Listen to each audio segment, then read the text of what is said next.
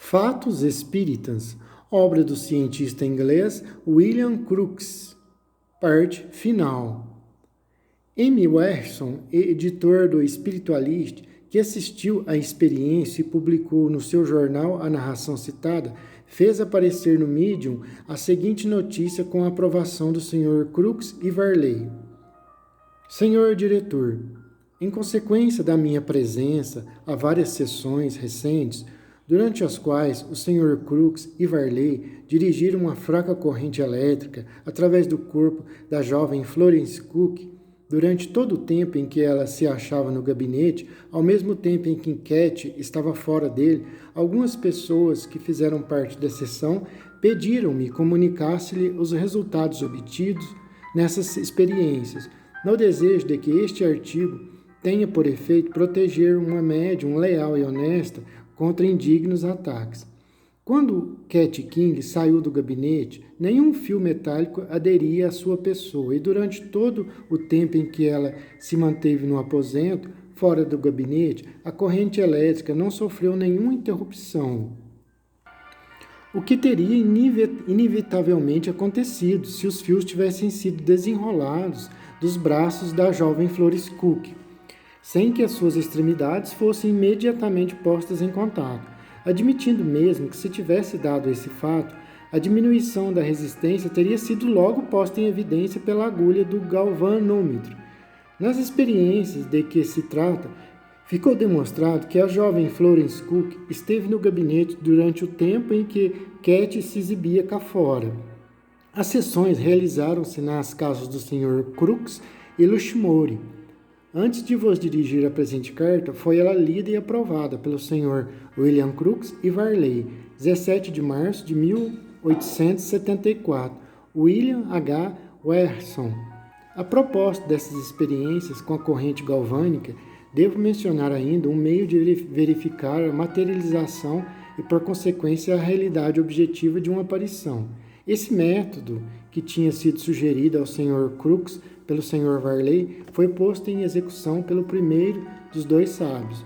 Infelizmente, só possuímos sobre esses assuntos as explicações seguintes do Sr. Wesson. Os polos opostos de uma bateria foram postos em comunicação com dois vasos cheios de mercúrio. O galvanômetro e a médium foram em seguida introduzidos no circuito. Quando Cat King mergulhou os dedos nesses vasos, a resistência elétrica não diminuiu e a corrente não aumentou de força. Mas quando a senhorita Cook saiu do gabinete e umedeceu os dedos no mercúrio, a agulha do galvanômetro indicou uma declinação considerável. Cat King apresentava à corrente uma resistência 5 vezes maior que a senhorita Florence Cook. The Spiritualist, 1877, página 176. Dessa experiência, podemos concluir que a condutibilidade elétrica do corpo humano é 5 vezes maior que a de um corpo materializado. O que dizem os sábios? O Sr. Alfred Rush Wallace, da Sociedade Real de Londres. Eu era, disse Wallace, um ferrenho materialista tão convencido que não admitia absolutamente a existência espiritual, nem qualquer outro agente do universo além da força e da matéria. Os fatos, entretanto, são coisas pertinazes. A minha curiosidade foi primeiramente excitada por alguns fenômenos ligeiros, mas inexplicáveis, que se produziam em uma família amiga. O desejo de saber e o amor da verdade forçaram-me a prosseguir nas pesquisas. Os fatos tornaram-se cada vez mais certos, cada vez mais variados, cada vez mais afastados de tudo quanto a ciência moderna ensina e de todas as especulações da filosofia dos nossos dias. E afinal, venceram-me. Eles me forçaram a aceitá-los, não tinha jeito. Me forçaram a aceitá-los como fatos, muito antes de eu admitir a sua explicação espiritual. Não havia nesse tempo, em meu cérebro, lugar para essa concepção. Pouco a pouco, um lugar se fez, não por opiniões preconcebidas ou teóricas, mas pela ação contínua dos fatos sobre fatos, dos quais ninguém se podia desembaraçar de outra maneira. O Espiritismo está tão bem demonstrado quanto a lei de gravitação. O Coronel de Rochas. Tais são as questões que me proponho a estudar em um próximo livro intitulado Fantômes des Vivants, onde exporei a teoria do corpo fluídico, teoria que, admitida pelos filósofos do Oriente e pelos padres da Igreja, parece hoje se confirmar por provas objetivas.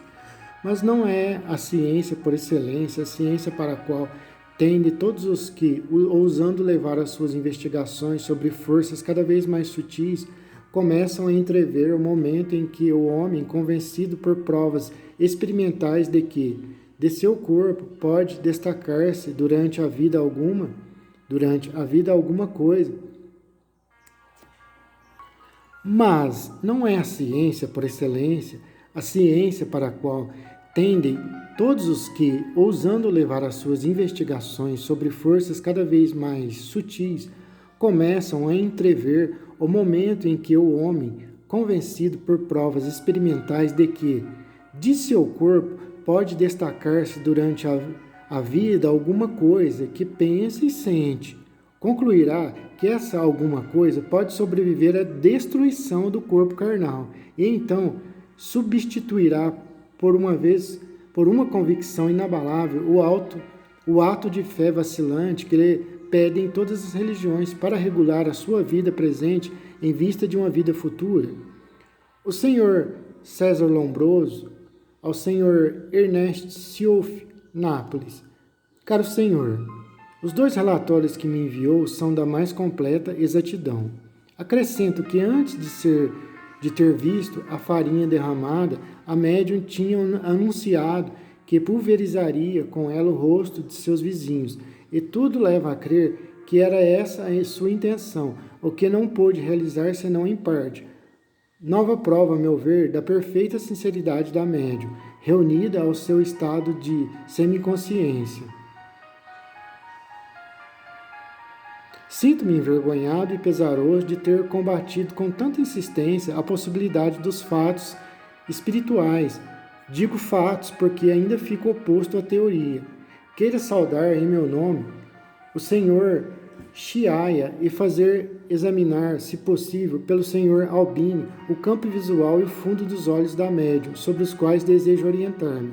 Turim, 25 de junho de 1891. Seu bem devotado, Dr. César Lombroso.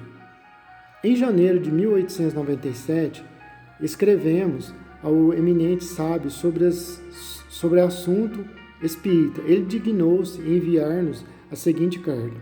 Caro senhor, respondo a vossa senhoria o mesmo que já tenho respondido a muitos outros, que sem dúvida os fenômenos espíritas são verdadeiros e que é impossível dar-lhes uma interpretação. A ciência fisiológica é absolutamente impotente para isso, mas a ciência humana tem limites bastante restritos. Quem se não riria há poucos anos dos fenômenos que hoje todos verificam? Os raios Roentgen, Turim, 26 de fevereiro de 1897, seu devotado César Lombroso. Como vemos, um ilustre sábio diz que a ciência, em razão dos seus limites asais restritos, negava a realidade dos fatos espíritas, como há poucos anos qualquer pessoa se riria de quem tentasse fotografar através de corpos opacos, mas que atualmente considera verdadeiros tantos aqueles fatos como os raios Roentgen. O Sr. William Crookes, da Sociedade Real de Londres,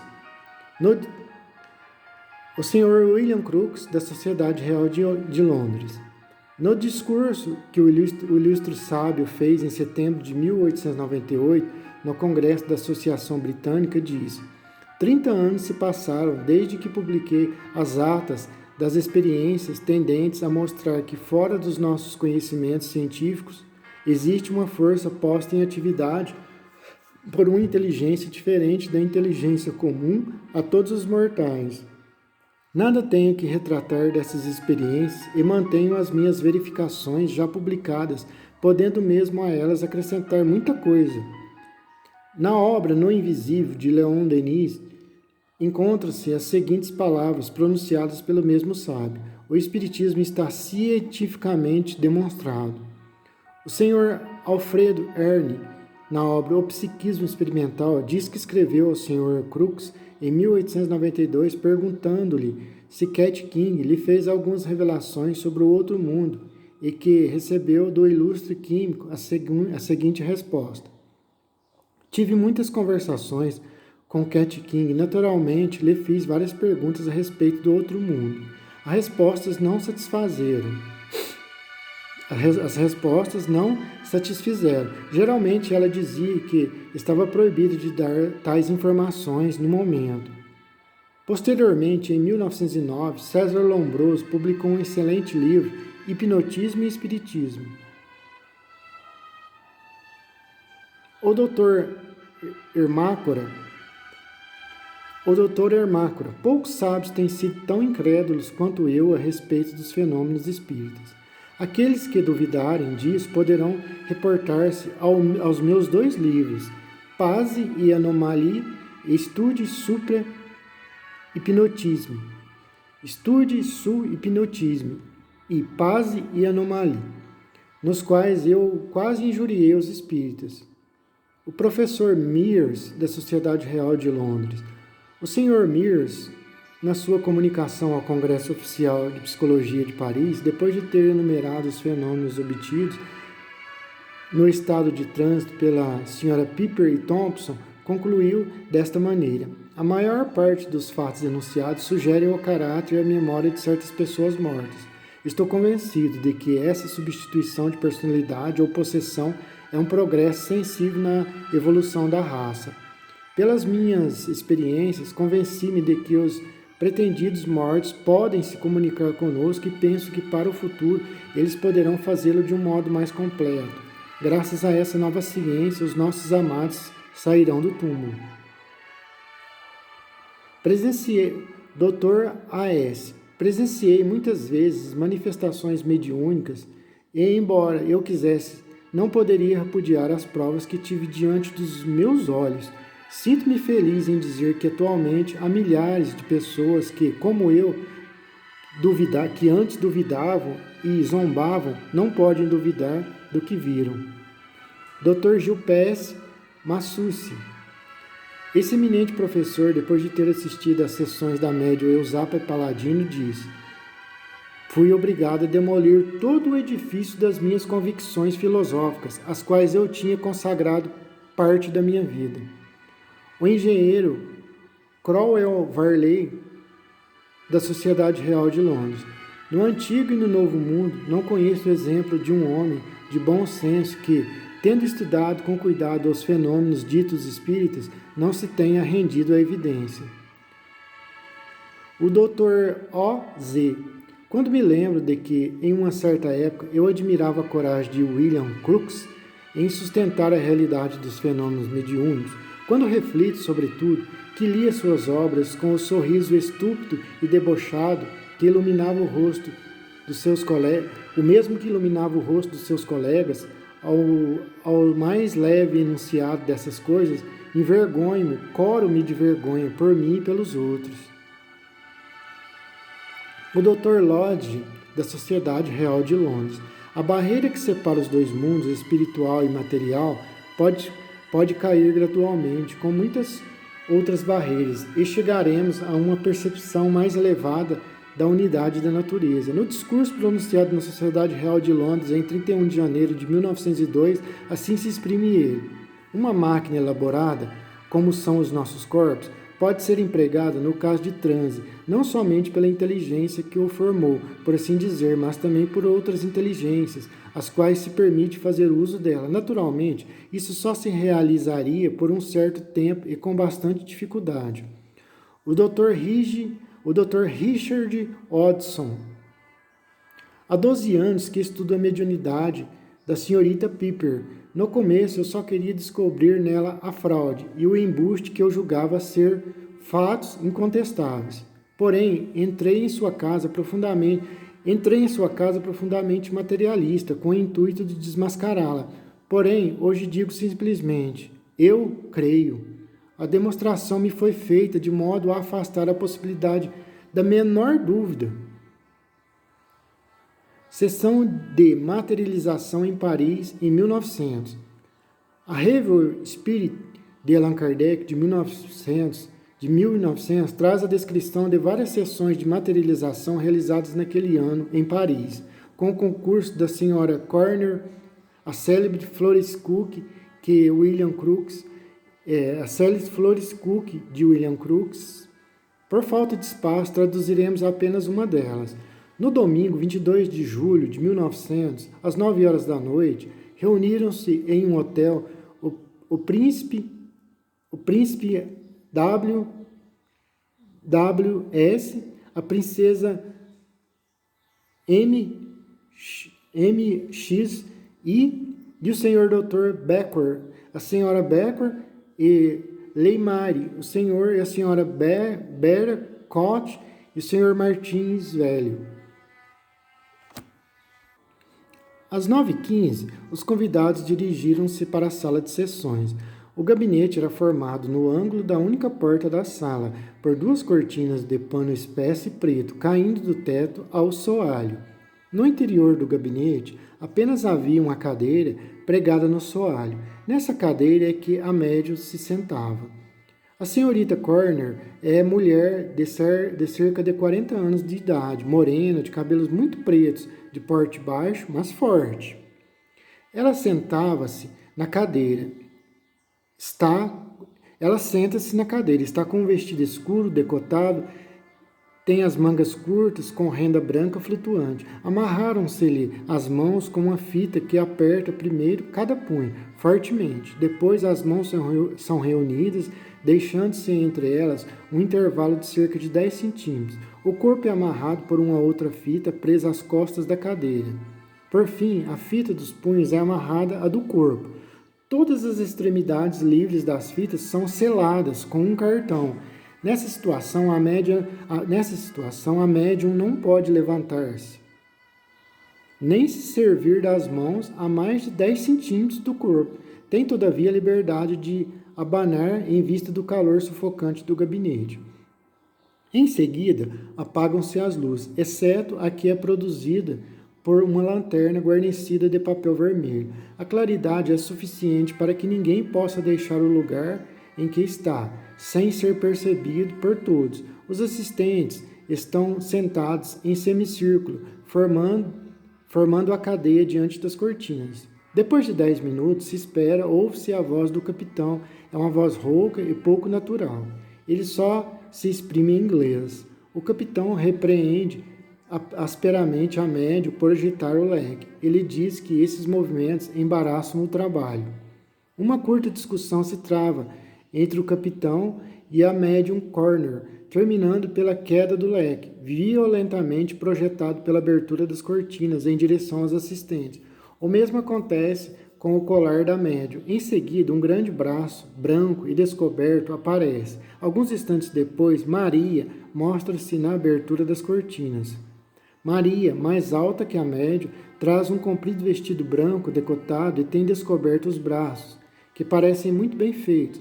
Ela cochicha em francês correto, mas diferente sensivelmente do francês da médium. O senhor Coté entregou a Maria uma caixa de jóias e esta foi levá-la ao príncipe W, que disse ter podido tocar as suas mãos, seu rosto e seu peito. Uma vez ele sentiu o contato de mão de homem que supõe ser do capitão. Como sobre a mesa estivesse um papelão luminoso, Maria o tomou e o aproximou do rosto do senhor Coté. Depois ela apanhou um lápis e um papel que estavam na mesa e, com um ruído seco, automático, e com os movimentos bruscos e mal regrados, conhecidos por todas as pessoas que têm assistido à escrita mecânica por médios, traçou rapidamente algumas palavras de despedida. Nesse momento, ouve-se a voz de Su, que deseja aparecer. Depois de ligeira discussão, o capitão permite que ele apareça. Finalmente, um homem baixo e moreno é percebido por todos, não muito bem, ao lado das cortinas. Sua presença parece perturbar as manifestações que se enfraquecem cada vez mais. apesar da recomendação feita aos assistentes de sustentarem uma conversação animada. O papelão luminoso é restituído pela abertura das cortinas e logo nesse lugar do gabinete produzem-se fogos fatos que volteiam. Depois de longo repouso, o capitão anuncia o fim da sessão, recomenda os cuidados a ter com a médium e despede-se. Clareia-se a sala e os assistentes verificam que a médium está sentada e ligada à cadeira, como no começo da sessão, estando intactos os nós e o lacre. Uma manifestação interessante. O extraordinário médium D.D. Home narra o seguinte caso na sua obra Life and Mission. Quando eu residia em Springfield, tive uma grande moléstia que me reteve ao leito durante algum tempo. Um dia, na ocasião em que o médico se retirava, um espírito me deu esta comunicação. Tomai o trem da tarde para Hartford, pois se trata de um negócio importante para o progresso da causa. Não repliqueis, fazeis simplesmente o que vos dizemos. Dei conhecimento à minha família dessa extraordinária ordem e, apesar do meu estado de fraqueza, tomei o trem, ignorando completamente o que eu ia fazer e o objetivo de tal viagem. Ao chegar em Hartford, veio ao meu encontro um estrangeiro que me disse: só tive a ocasião de vos ver uma única vez, mas creio que falo com o Sr. Home. Respondi-lhe afirmativamente, acrescentando que eu chegara a Hartford sem nenhuma ideia do que se queria da minha pessoa. É engraçado, replicou o meu interlocutor. Eu vim exatamente tomar o trem para vos ir procurar em Springfield, explicou-me ele. Então, que uma família influente, bem conhecida, me pedia para eu fazer-lhe uma visita e prestar o meu concurso às investigações que ela desejava fazer sobre o espiritismo. O fim da viagem começava, pois a desenhar-se, mas o mistério permanecia ainda velado. Agradável trajeto em carruagem conduziu-nos logo ao nosso destino. O dono da casa, o Sr.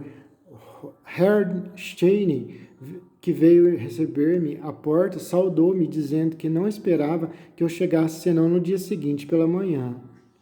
Logo que entrei no vestíbulo, a minha atenção foi atraída por um ruído semelhante ao farfalhar de um pesado vestido de seda. Olhei ao redor de mim e fiquei surpreendido de não ver ninguém. Passamos, então, a uma das salas e não me preocupei mais com esse incidente. Pouco depois, vi no vestíbulo uma velha baixa, com um pesado vestido de seda escura, a qual parecia muito preocupada. Aí estava a explicação desses mistérios. Eu tinha ouvido, sem ver, essa pessoa que ia e vinha pela casa. Repetindo-se o farfalhar do vestido, o Sr. Cheney, que eu tinha ouvido ao mesmo tempo em que eu, perguntou-me de onde vinha esse ruído. Ora, esta, respondi, é do vestido de seda escura, dessa senhora que vejo ali no vestíbulo. Quem seria essa pessoa? A aparição era efetivamente tão perfeita que eu não duvidava que fosse uma criatura de carne e osso. Como o resto da família chegasse naquele instante, as apresentações impediram o Sr. Cheney de me responder e naquele momento eu não tive mais ocasião de obter informações. Tendo sido servido o jantar, fiquei admirado de não ver à mesa a senhora do vestido de seda. Esses fatos despertaram a minha curiosidade e essa senhora tornou-se logo para mim um objeto de preocupação. Quando todos deixaram a sala de jantar, ouvi de novo o farfalhar do vestido de seda e também uma voz disse: eu estou aborrecida porque colocaram um caixão sobre o meu, não quero que ele fique ali. Tendo eu dado parte dessa comunicação ao dono da casa e à sua mulher, eles se olharam com admiração e, em seguida, o Sr. Cheney, rompendo o silêncio, me disse que reconhecia perfeitamente esse vestido, a sua cor e mesmo o seu gênero de seda espessa. Mas que o fato do caixão colocado sobre o dela era um absurdo. Essa resposta me tornou perplexo. Eu não sabia mais o que dizer. Uma hora depois, ouvi de repente a mesma voz pronunciar, e exatamente idênticas palavras, porém acrescentando o seguinte: além disso, Seth não tinha o direito de cortar essa árvore. Tendo narrado ao dono da casa essa nova comunicação, que ouvi, ele ficou muito inquieto. Aí em tudo isso, disse-me ele, alguma coisa bem extraordinária. Meu irmão Seth cortou uma árvore que embaraçava a vista e dissemos-lhes que se a pessoa que ora pretende falar-vos fosse viva, não consentiria no corte dessa árvore. Quanto ao resto da comunicação, afirmo que não tem nada de irracional. A mesma comunicação me foi dada na noite pela terceira vez e me expus de novo a um desmentido formal. Eu estava sob o golpe de uma impressão muito penosa. Quando me recolhi ao quarto, pois nunca tinha recebido comunicação mentirosa, e mesmo admitindo o bom senso do meu agravo, semelhante insistência da parte de um espírito desencarnado de não querer que um outro caixão fosse colocado sobre o seu, me parecia absolutamente ridícula, sem sentido. Pela manhã manifestei ao dono da casa o meu profundo desapontamento. Respondeu-me que também estava muito surpreso, sentido, mas ia provar-me que esse espírito, se realmente era aquele que dizia ser, estava perfeitamente enganado. Vamos até o jazigo de minha família, acrescentou, e vereis que, embora tivéssemos querido, não fora possível colocar um outro caixão em cima do dela. Vamos até o jazigo de minha família, acrescentou, e vereis que, embora tivéssemos querido isso, não fora possível colocar um outro caixão em cima do dela. Logo que chegamos ao cemitério, fomos procurar o coveiro que guardava a chave do jazigo. Na ocasião em que ele ia abrir a porta, pareceu refletir e disse com um ar um tanto embaraçado, voltando-se para o Sr. Cheney: Senhor, devo participar, Vossa Senhoria, que, como restava justamente um pequeno espaço em cima do caixão da senhorita X, coloquei ali o caixãozinho do filho do Sr. L. Penso que isso não tem importância, mas talvez fora melhor que eu vos tivesse prevenido disso. Ele está lá desde ontem apenas.